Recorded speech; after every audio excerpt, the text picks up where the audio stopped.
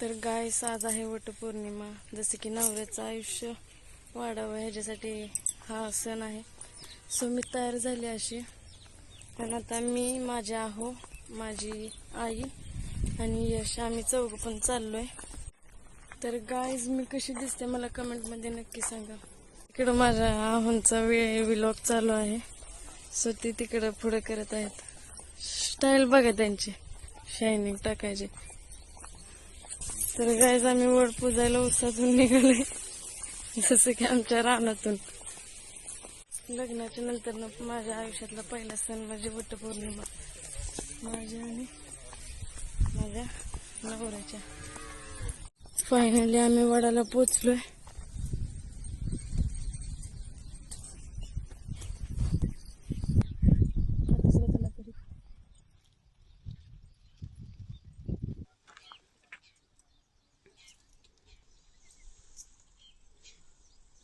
So finally आम्ही वड पुजलेला आहे. आता ताट आहे.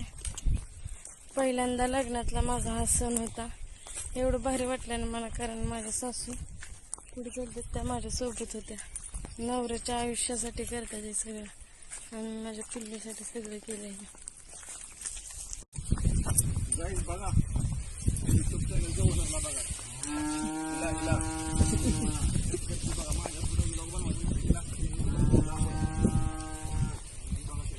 सो आता आम्ही घरी पोचतोय. आम्ही सगळे पोचलोय आता घरी. पप्पा आळत पडला. 7 जन्मोजन्मी मला माझ्या आहोच मिळावं, कारण त्यांच्यासारखं मला कोणच जीव नाही लावू शकत. मम्मी पप्पा नंतर फक्त माझ्यासाठी इम्पॉर्टंट व्यक्ती म्हणजे फक्त माझ्या आहो आहेत माझ्यासाठी. तरी खरंच त्यांच्यासारखं मला कुणी जीव पण नाही लावला, आणि कधी कोणती गोष्ट समजून पण एवढी सांगतात ना मला. लहान बाळ कसं असतं सेम तसं त्यांनी मला ठेवलं. आणि एखादी गोष्ट जर लगेच काही पण गोष्ट चुकून जात, लगेच ते मला समजून पण सांगतात आणि मला ते समजून पण घेतात. सो वटपौर्णिमा म्हणजे मी एकच इच्छा मागीन की मला माझ्या आहो 7 जन्म हेच मिळावे, आणि असेच माझ्यावर कायम प्रेम करावं, आणि असेच माझ्या कायम सोबत पण राहावे. लव्ह यू आहो. खरंच तुम्ही हा व्हिडिओ जाऊ बघताल ना माझ्या व्लॉगमध्ये, कारण माझं नशीबच तेवढं आहे. सो त्यामुळे तुम्ही मला भेटलाय. गाईस, आम्ही दुपारच्या 2:06 भात बनवतो, कारण आम्हाला भूक लागलेली म्हणून. तर आम्ही सगळा मसाला इथे भाजून गॅसवरती घेतला आणि शिजायला तेवढा चुलीवरती टाकला. फायनली आमचा भात झालेला आहे, चुलीवर केला. कसं दिसतोय सांगा? छान झालाय ना? आमच्या इथे मिरचीची आणि वांग्याची रोपं लावायला चालले, तिथं अंगणातच दादा लावतात.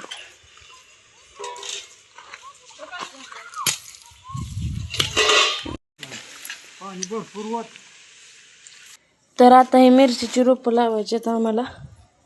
कर ग, हाय कर.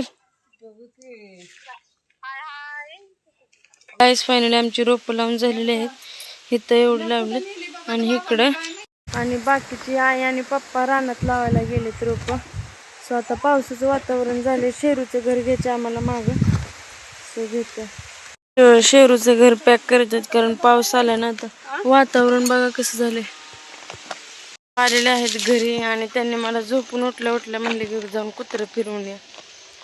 सो त्यालाच घेऊन आलेले शेरूला फिरायला. तो बघा, यश त्याला फिरवतात. मी आता करत आहे भाकरी, आणि थोड्याच वेळात करणार आहे कालवण. तुम्ही म्हणत असाल एवढ्या लवकर भाकरी, तर आमच्यात लवकरच करतात. 7 पर्यंत तर आमचा सगळा स्वयंपाक होतो.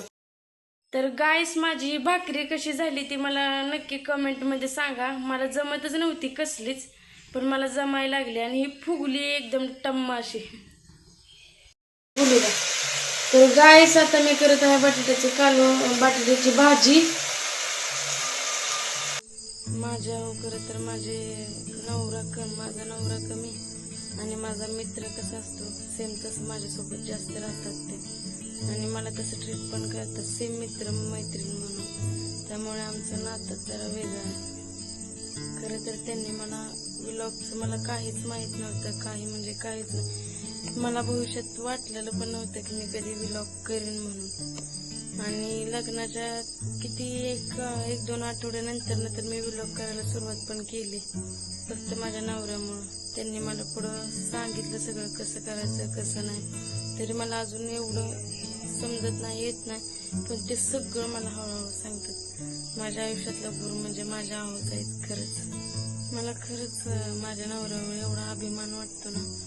सगळं काम करून, रानातलं करून, घरातलं करून, प्लस स्वतःच्या चॅनलचं करून, माझ्या चॅनलचं पण कधी कधी ते बघतात आणि मला सांगतात पण तू असं कर, तू तसं कर. खरंच खूप सपोर्टिव्ह आहेत आणि मला मदत पण एवढी करतात ना. खरंच त्यांचा सपोर्ट आहे ना, त्यामुळेच मी एवढी पुढे चालले. तरी आत्ताशी माझी सुरुवात आहे, अजून त्यांच्या सपोर्ट नाही तर मी खरंच पुढे जाईन. तर गाईस आता वाजले 10:21 आणि आता मला कंटाळा पण आलाय. सो सगळ्यांना गुड नाईट आणि बाय बाय.